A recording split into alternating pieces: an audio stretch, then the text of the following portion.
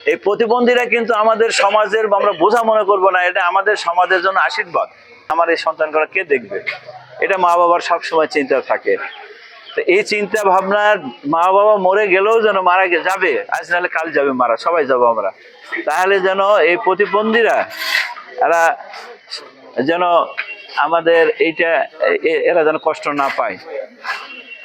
এইটার কারণে আমাদের বর্তমান যে মাননীয় প্রধানমন্ত্রী জনাব তারেক রহমান, আপনারা তো শহীদ জিয়ার নাম শুনেছেন, শোনেননি? রাষ্ট্রপ্রধান ছিল। তো সেই শহীদ জিয়ারই সন্তান, শহীদ জিয়া যেমন এইসব মানুষের দুঃখ কষ্ট বুঝতেন, সেই রকম আমাদের প্রধানমন্ত্রী তারেক রহমান তিনি ইতিমধ্যেই এই যে বরাদ্দ নতুন করে দিয়ে দিয়েছে প্রতিবন্ধীদের জন্য, হ্যাঁ, যে আবার এই সংখ্যা বাড়ায় দেওয়া হবে। এটা নির্বাচনের সময় কিন্তু আমরা বলেছিলাম অনেক কথা, সেই কথাগুলোর মধ্যে বাস্তবায়ন কথা নয়, বাস্তবায়ন হচ্ছে। ঠিক আছে, বাস্তবায়ন হচ্ছে তো। ফ্যামিলি কার্ড, কৃষক কার্ড, প্রতিবন্ধীদের সংখ্যা বাড়ানো হবে, যে শুরু হয়ে গেছে, বরাদ্দ চলে আসছে। আর বাকি যেগুলো প্রতিবন্ধী আছে তারা পাবে, কোনো প্রতিবন্ধী বাদ থাকবে না, সকল প্রতিবন্ধী এই ভাতার আওতায় আসবে।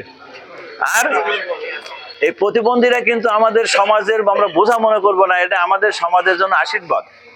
আমরা এই জন্য বলবো যে আমাদের যদি আমাদের মনের প্রতি আমাদের যারা ভালো আমরা আছি, চিন্তা করতে হবে যে আমি যদি ওরকম হতাম, আমার সন্তানটা যদি ওরকম হতো। এই জন্যে মায়া মমতা নিয়ে তাদের পাশে আমাদেরকে দাঁড়াতে হবে, তারা যেন কষ্ট না পায়, তাদের বাবা মা যেন কষ্ট না পায়। এইটাই কাজ। ইনশাল্লাহ আপনারা দোয়া করবেন মানুষের, এই যে মাজুর মানুষ যাদের বলা হয় প্রতিবন্ধী মানুষ এবং তাদের বাবা মার দোয়া আল্লাহ পাক সবার আগে কবুল করে।